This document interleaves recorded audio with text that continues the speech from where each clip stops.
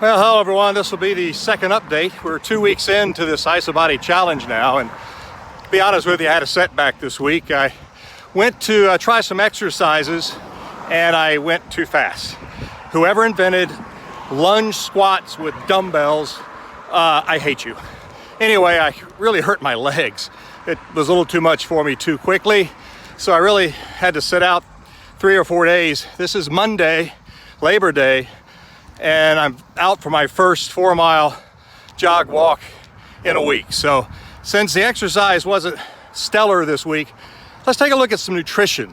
We'll be using cabbage, spaghetti squash, onion, black beans, and ground beef.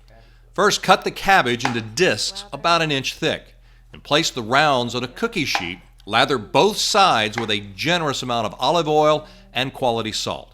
Place the cabbage in the oven at 425 degrees and allow each side to brown as you roast it. You can chop up the cabbage you didn't use for this recipe and use it in another later on. The spaghetti squash takes the place of pasta for me. I love pasta, but I don't feel all that great after eating it. So spaghetti squash has great flavor and it feels like pasta on the plate. First, score the squash with 6 holes, cutting 2 on one side, then 1 hole, then 2, then 1 again. Place the squash in the oven at 425 degrees on a foil sheet that can catch the drippings. Now keep an eye on it and turn it as it begins to brown in order to get browning on all sides. Should take about 45 minutes to an hour. Now to make our mixture, starting with sauteed red onions in olive oil. Okay, the onions are ready, so now we're going to add a can of black beans.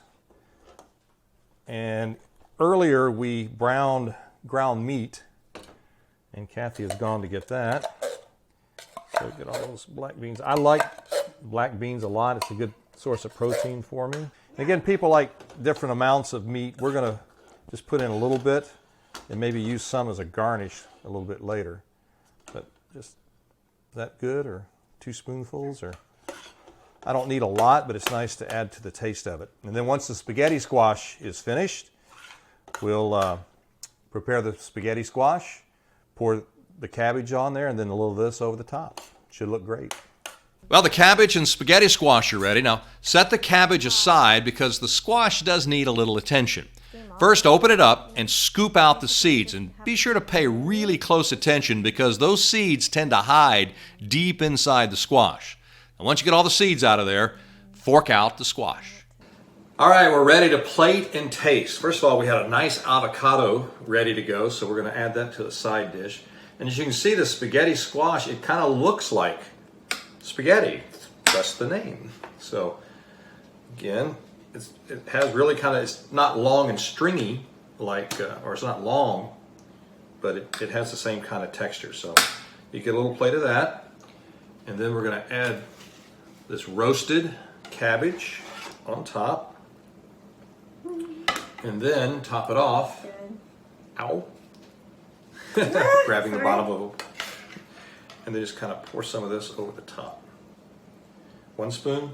Sure. Or is that good? Yeah. Because again, I got to watch my portions too.